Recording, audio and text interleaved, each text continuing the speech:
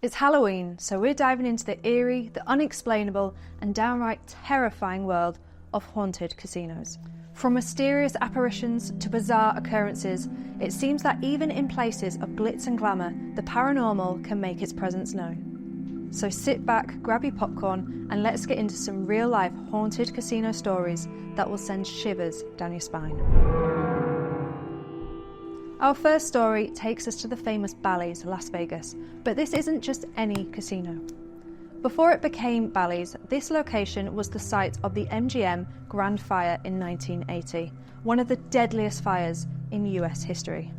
Tragically, 85 people lost their lives. Rumour has it that their spirits never left. Guests and staff at Bally's have reported seeing shadowy figures in the hallway, particularly in the older parts of the hotel. The lifts sometimes operate on their own, stopping on floors without being called.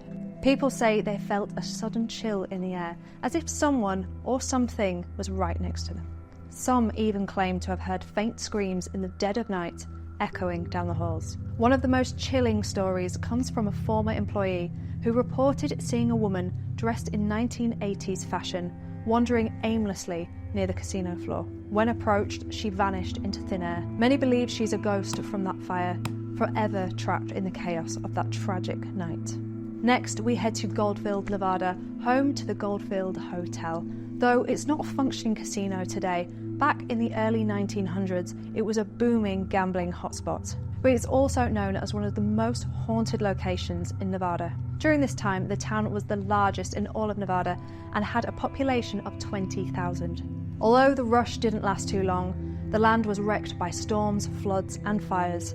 Within a few decades, the strip of land laid bare. By the 1920s, the gold rush was down, the town in decline, and the houses were emptying. The hotel became a flophouse for cowboys and GIs before serving its final guest in 1945. The Goldfield Hotel was a symbol of this short-lived boomtown, from the mahogany-panelled reception with its black leather button couches wrapped around the iron pillars, to its state-of-the-art lift running 300 feet per minute. Legend has it that a river of champagne was poured down the front of the steps when it opened, and it was even said to be the most beautiful hotel between Chicago and San Francisco.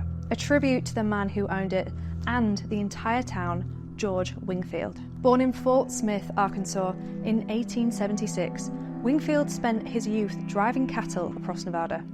He fancied himself a gambler and regularly spent his wages on horse racing and drink. He drifted from town to town dealing cards before bluffing his way into a job as camp scout for Senator George Nixon in Tonopah, Nevada. Wingfield became obsessed with high-class stock trading.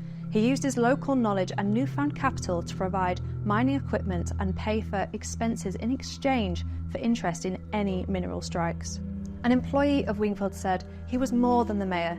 He was like the governor. He had banks, he had prostitutes, and these prostitutes would learn from the miners where the gold mines were, and the next day they'd tell George Wingfield where he could buy stock. And this is where it gets dark.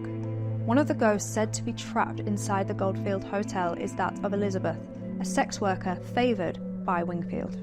Rumour has it that she fell pregnant, and rather than face the shame of the affair coming out, Wingfield tied Elizabeth to a radiator in room 109, only providing food and drink until the baby was born. It's not known whether Elizabeth died during childbirth or she was killed, but rumours say that Wingfield disposed of the baby, hurling the child into a mine shaft dug around the back of the hotel. Many guests touring the Goldfield Hotel have claimed to see Elizabeth's apparition, and some even claim to hear crying, presumably Elizabeth calling out for her child. Wingfield's ghost is also said to stalk the hotel, leaving hot ashes from his cigar on the lobby floor that he still paces. Guests have also reported seeing a man in old-fashioned clothes, sitting at a table, as if waiting for his next hand of cards.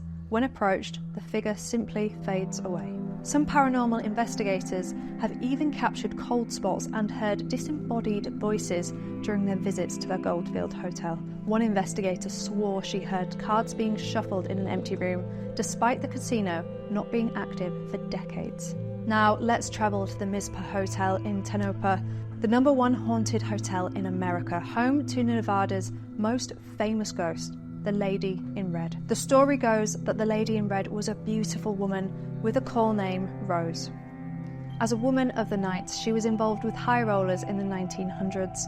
When a jealous client caught her with another man, a blind rage came over him and he strangled and stabbed her to death in the hallway between her rooms. She's said to be seen in the trio of rooms or the hallway connecting them on the 5th floor.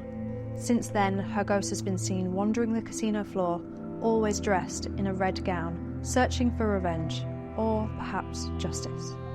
Men report having sweet nothings whispered in their ears, or having found pearls beneath their pillows.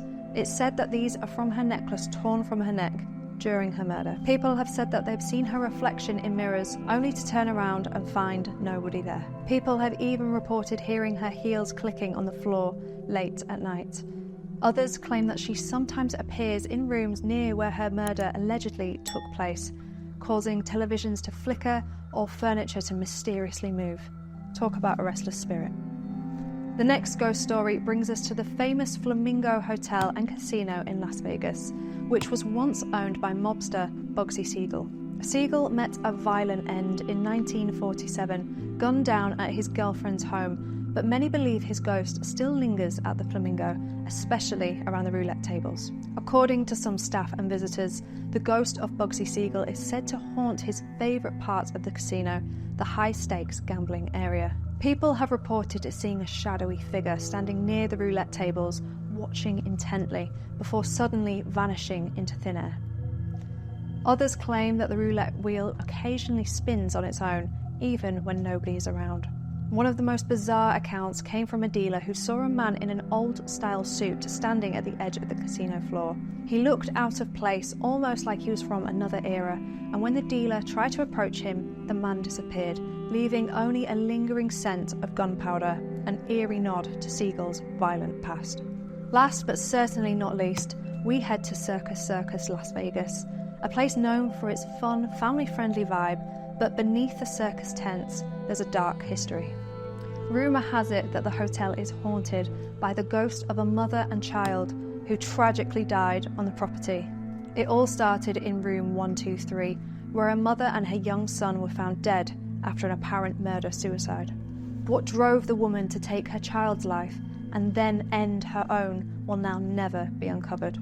Guests staying at the hotel, especially the 12th floor, have reported hearing loud screams and a child's plea for help coming from that room and the hallways surrounding it. Lifts mysteriously malfunctioning and doors slamming shut on their own. There's even a famous story of a cryptic message scrawled on a bathroom mirror. A guest claimed that after stepping out of the shower, the words, "Help me," appeared in the steam on the mirror. Terrified, they left the room immediately and refused to stay another night. Sometimes, the young boy is even seen hand in hand with his mother, the two of them appearing in the hallways, asking about a man named Robert. Of course, they would always disappear quickly, never leaving a trace or any clue of who Robert might have been. Would uncovering his identity help history better understand what happened in the room that night? We'll never know for sure, but many still believe that Robert might hold the key to understanding this grisly murder. There's no denying that casinos have their fair share of mystery and intrigue, whether it's the history of crime, tragic accidents, or simply the intense emotions that come with gambling. And sometimes it seems like those emotions leave a lasting and eerie imprint. If you're planning on visiting any of these haunted casinos, keep an eye out for strange happenings because you never know who or what you might encounter.